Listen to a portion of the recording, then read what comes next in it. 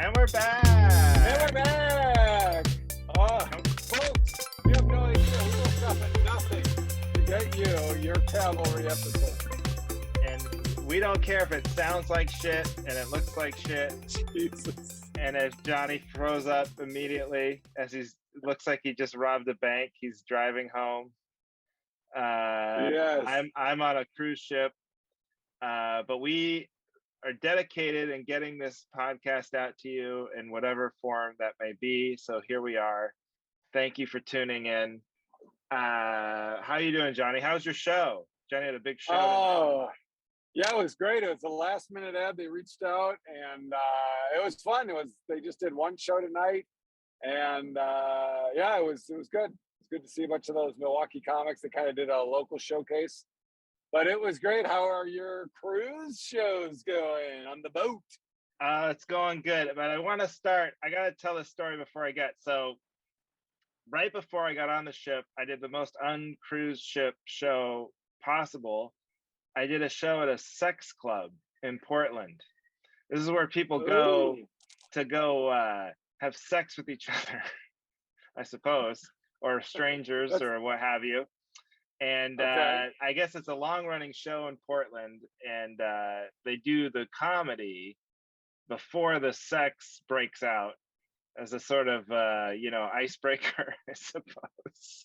Sure. So anyway, everyone wants to giggle before they bone. Yeah, that's what they figure. So I get there, and first of all, I'm like stressed out because I left my notebook in the Uber. And then, so I'm waiting downstairs for most of the show for the Uber to come back so I can get the notebook back. That was a big thing. So I walk up there. I'm just about to go on stage. I'm closing it out. And crowd seems all right, honestly. And I go up and I just start bombing immediately, start bombing. And I couldn't really figure out where I was losing them. But then there's a big curtain to my, it's not a great setup. It's funny to watch Johnny signaling. This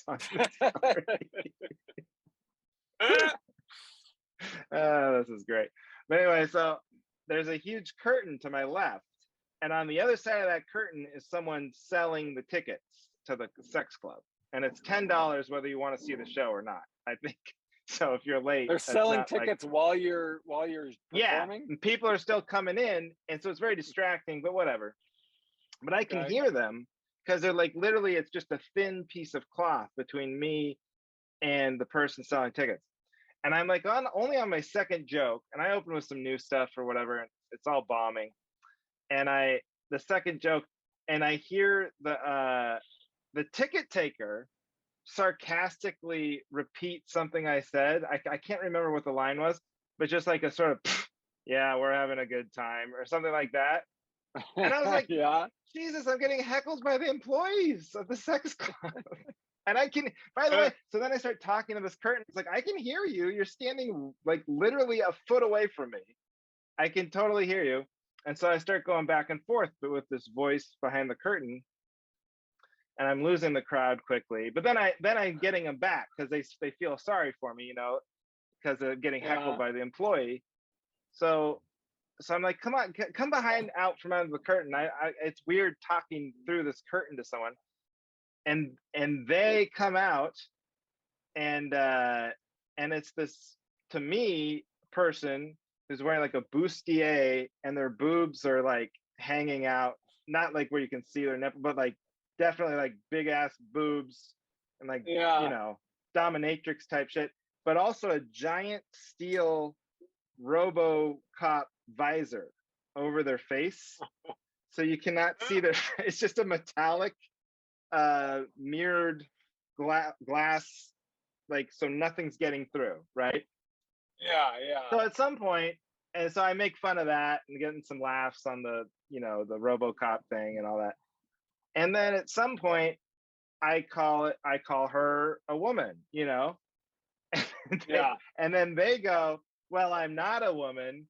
And there's no coming back from misgendering a cyborg at a sex club. How long was your set? I had to do 25 minutes. And how much did you have left at the point where you called? 23 minutes.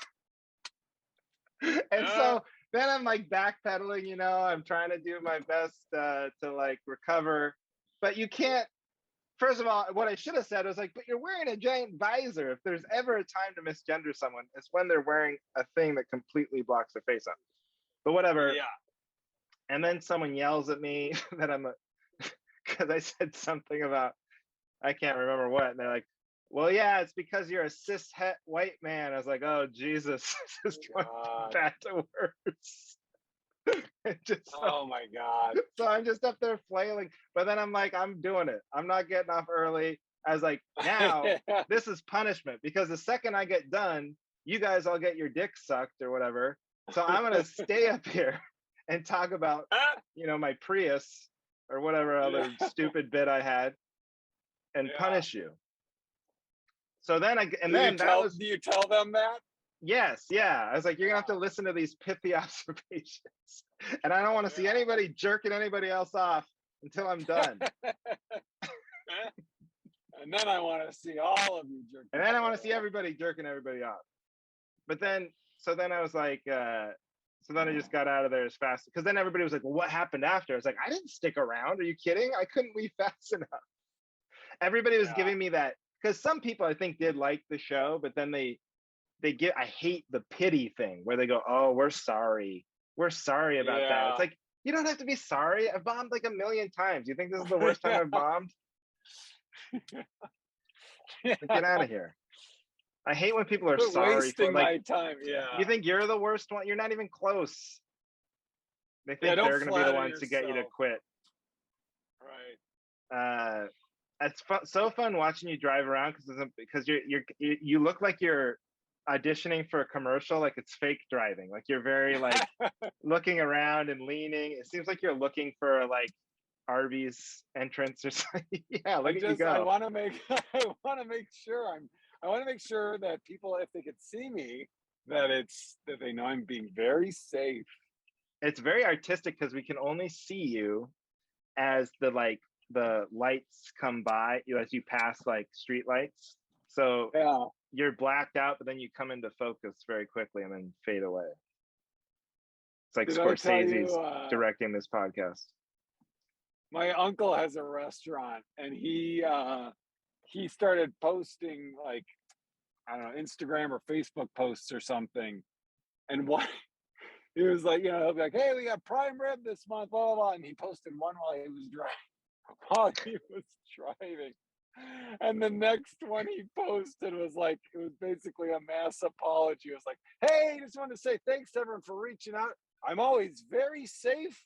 And you can tell there was backlash of his videos of him driving well, because he kept looking into the camera. Yeah. He's like, guys, I'm not preparing the prime rib as I drive. Give me a break. Well, so that was your. How did you get a sex club booking? Where people are like, Slater, that's Slater. Right. No, he had been trying to book me for a long time for this. I'm sure he'll never want me back. This guy named Todd in Portland, he books 2 shows. It's kind of a long running show. It's that one, and then it's this you have to be the other one you have to be clean at. It's like a theater show in Vancouver. So it's like the 2 opposite ends of the spectrum, but that is hilarious. I mean, you know why I think I bombed though? I was like looking back, I was like, what could I have done different? I think I came in too like you're literally going through a. Can I get 2 chili cheese burritos? Just hot sauce. This is not a bit, folks. Thank you. Wait, did you set me up? You asked me a question so you could interrupt.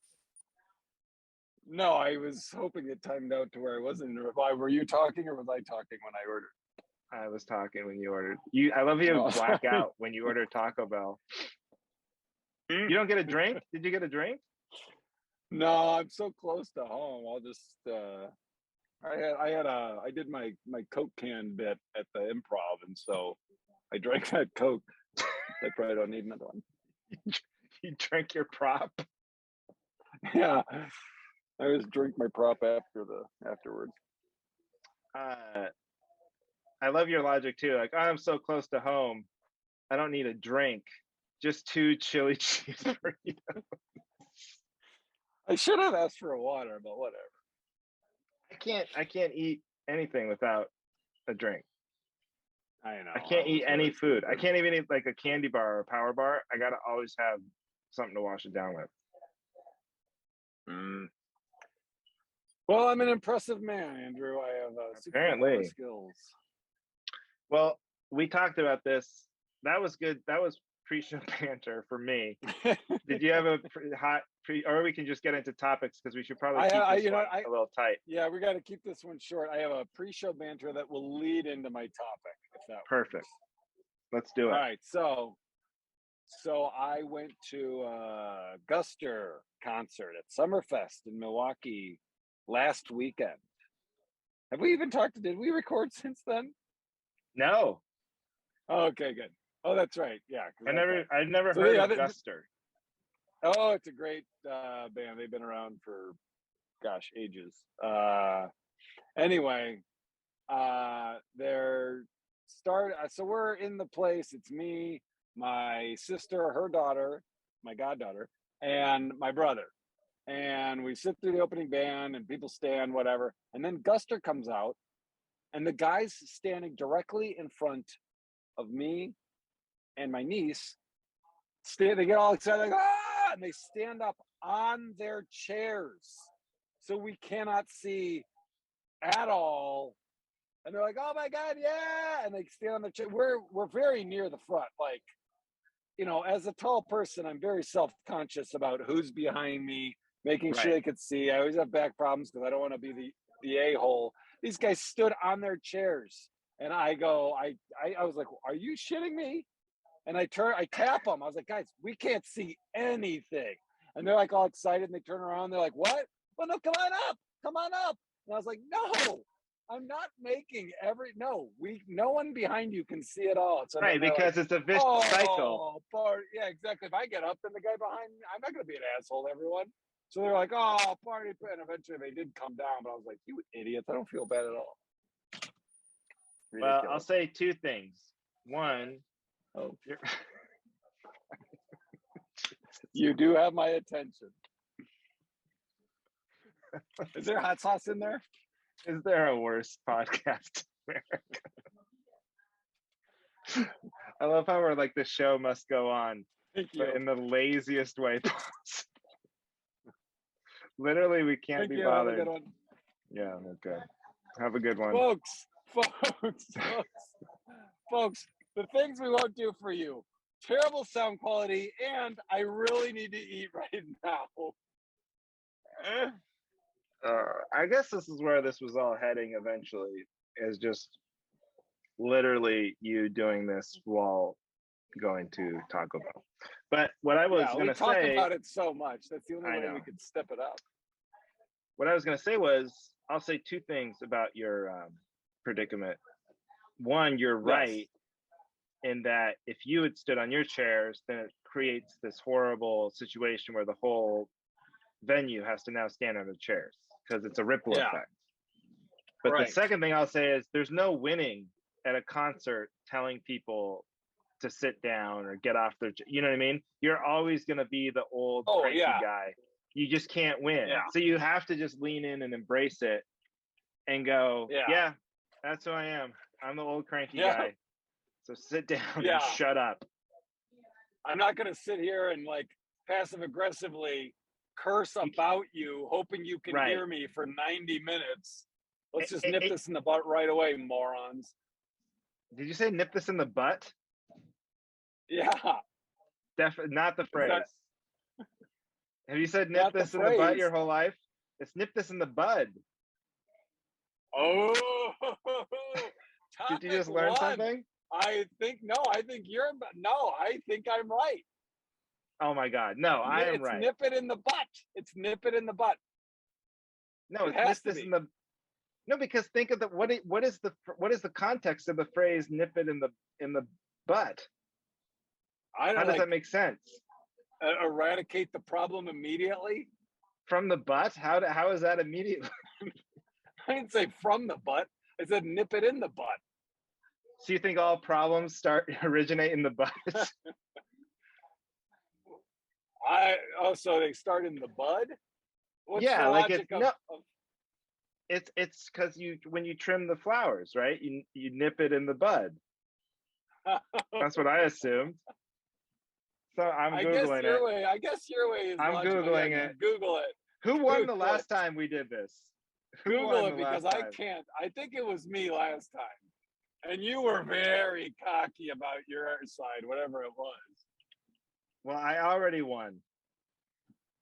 Why, you know, it's nip it in the bud. Okay, well there is some debate here. Oh, Nip it in the butt or nip it in the bud? The well, that comes actual out. Well, yeah. saying is nip it. The actual saying is nip it in the bud. B-U-D. Well, You've been saying it wrong your whole life. Are there? Then I've You been idiot. wrong. You moron. Are there any people on the other side of the argument for whatever you Google? There are other idiots who say it wrong a lot, and then they are Okay. they are represented in these articles. But no, it is the correct phrase is nip it in the bud. And let's look up the origin. Okay. Hang on. Where does it come from? Because I thought it was something. I see. I always thought it was nip it in the anus. No. No. Yeah. I don't know. I can't. I'm not gonna. I think it has something to do with flowers. That's what I'm gonna say. But well, yeah, your way is logic. I'll surrender, and I will probably forget this conversation and continue to say nip it in the butt. That's what I wonder. I wish I could. I think my mom. I think I heard that from my mom. It sounds like a. Do you say that very often? Because when you were like, "Whoa, did you say nip it in the butt?" And I was like, "Oh, he's gonna call me a grandma for using that phrase at all." No, I do. That one I get. Corrected. I think that's why I knew that I was right. Is that I feel like that's one I do use. Maybe I'm getting old, but I feel like that's one that gets used a lot. And I probably say it. I probably say that one. Nip it in the bud. Nip it in the butt. I'm gonna start saying nip it in the butt. All right, nip it in the ass. You start. Nip it in the smelly ass. Nip it in its dirty ass. Okay, well, how does that lead you into your topic? Okay, well, my topic is because they did the whole. All right, guys, we're running short on time. We want to give you as much music as we can. So, we're not going to leave the stage. We're just gonna so the encore thing. Let's just get rid of it. That's not a thing. How did it? I don't know how it started. If it used to be genuine, and they're like, "Oh my gosh, they want more. We got to go back out." Now it's just like, "All right, good night, everyone." 100% of the people are like, "Ooh, what are they going to do when they come back in 4 minutes or 3 minutes?" Let's just stop. Let's drop the charade. I agree with you. I think that we've definitely talked about this before. Maybe not as a topic, but I'm almost certain because I was just about to tell an old story, and then I was like, I told this story before. I was like, oh, I bet because we've talked about this before.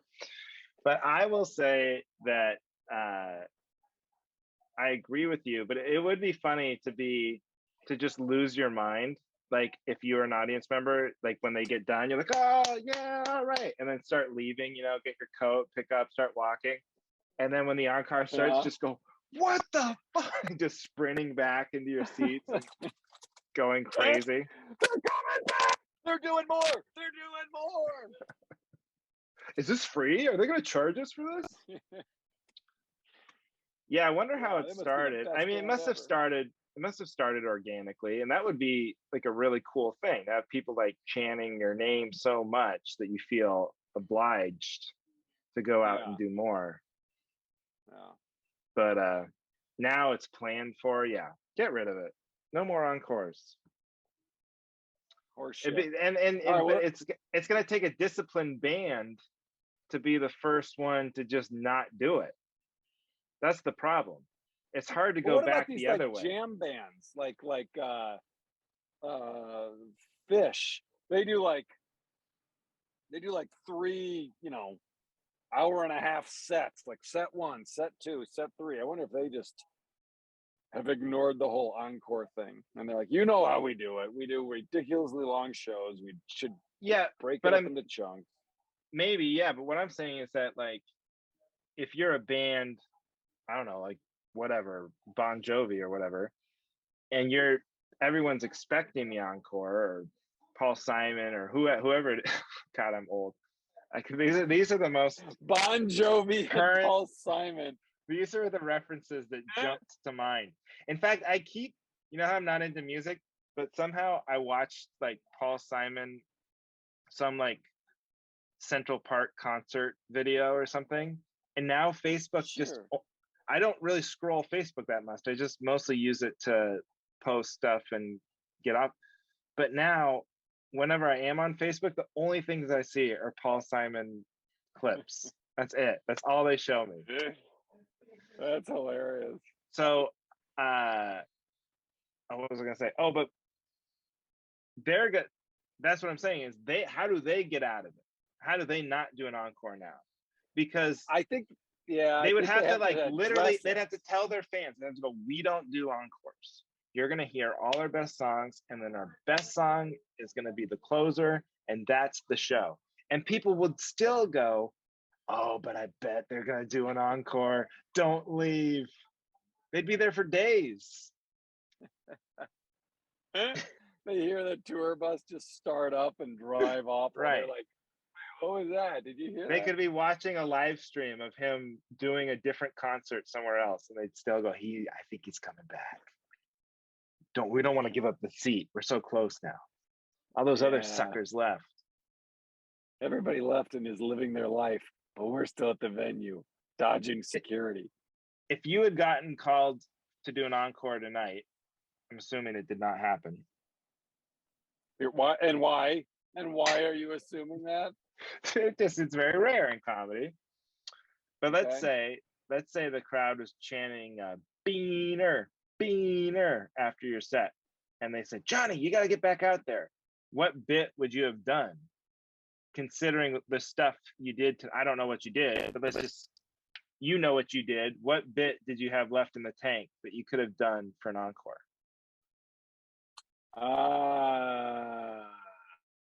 That's a good question. I don't know. I probably would have done a new bit that I haven't done. Yeah. And then, because I have one that I'm kind of like working on that I'm going to try to do Wednesday at Madison. It's an impression of a guy. This is my impression. This is a sneak peek. This should be on the Patreon. Oh, this is great. No. Come on. This is a sneak peek. This is a sneak peek. This is an impression. This is my impression of a guy at a glory hole when his girlfriend walks in on him. And so he proposes to her to distract her from the fact that he was just caught at a glory hole. So this is a guy at a glory hole. Girlfriend walks in, and he proposes to her to distract her from the fact that she's on a glory hole. And then I'm not gonna give away the punchline, but that's the new bit. So maybe I would do that, followed by I don't know, some old. Yeah, you do an old classic, right? An old classic. It's harder in comedy to go back, because that's what I run into on the ships. They want me. I got to do the theater show next week by myself, and then do club shows. So that's a 40-minute set, and then another 40 minutes in the club. So it's like, you obviously have the material for that, but it's just like keeping it fresh and current enough in your mind. It's like I think I talked about this, but trying to go back and do those old bits, it's like it's not true anymore. There's no soul in it. There's no, like, you're not thinking about it. It's not even what you believe anymore. It's just so like weird. It's different with music, I assume. But when you do those, do you prepare, or are you just like, oh, I'll do, like, you memorize what you're going to do, or do you go through the bit before you're on stage just to make sure you can say it? I used to just assume I could do it, but then you really start to fumble with it, you know, and you can't find it, and that's a horrible feeling. So I think I am gonna go listen a little bit to the old album just to like remind myself how the jokes even go, which is like Yeah. really a weird way to do comedy. You know, it's not natural at all. It's like, All right. I don't know, but Well, you that's gotta what do I what you do. gotta Like do. if I have to do a lot of old stuff, I'll walk and just like say it. Yeah, I guess that's better is if at least if you're walking, or at least you're saying it to yourself. You're not just listening to a version of it, but if you're remembering why it's funny, that's probably better. Yeah. Yeah. Well, what do you need back up on? Okay, I'll go quick here. So we both I think are in the same place with crowd work, what we think about crowd work, you know, and how much you know, how funny we might think it is, like crowd work videos. And I was thinking about it, I was like, why don't I think it's so, even when I do it, because sometimes you have to do it to get a crowd to react and respond. And I was like, Right. why don't I like it? Or why is it so stupid to me? And I figured it out. There's a recipe for crowd work. And when I expose it, it's gonna sound so stupid, but it really is 95% of all crowd work. Here's what Okay. comedians do. Wait, before you give away the secret, are you saying you don't like doing crowd work Yes. in real life outside No, of no, no. social media? Just like you don't like it. I don't like I do like it. I like it when it comes up sort of organically.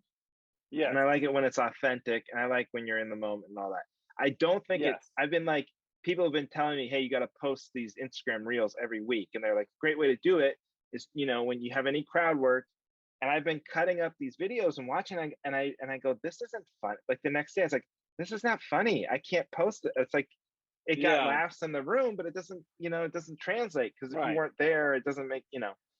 It's So everyone posting their had to be there thing. exactly, but they weren't there. So it's Right. it's whatever. So what I figured it out though. It's like 95% of all crowd work is purposefully misunderstanding an audience member's response to your question. You know? Sure. So it's Sure. like, Sure. I catch myself doing it. Because someone will be like, perfect example. Somebody was like, I was like, oh, what do you do at the gym? And they said, oh, I do the treadmill. I was like, oh, so you're a runner? And they go, no. I go, whoa, what are you doing up there? You got roller skates? And everybody laughs, you know. But then I was like, obviously she meant I walk on the treadmill.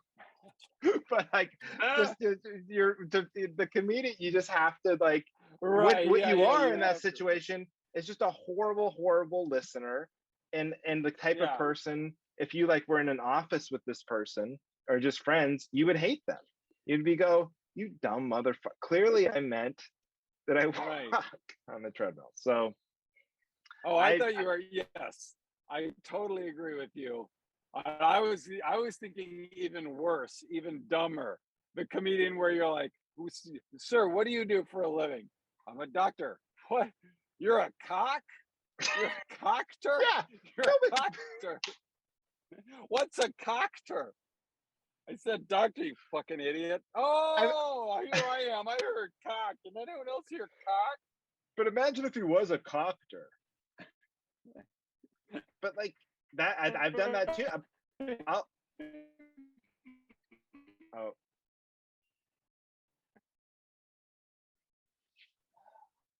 But I'm guilty of that too. I've literally done that one where I did mishear in the moment, and then they clearly said the right thing, but then I just go with whatever I heard because it's funnier. It's just so cheap, Right. you know?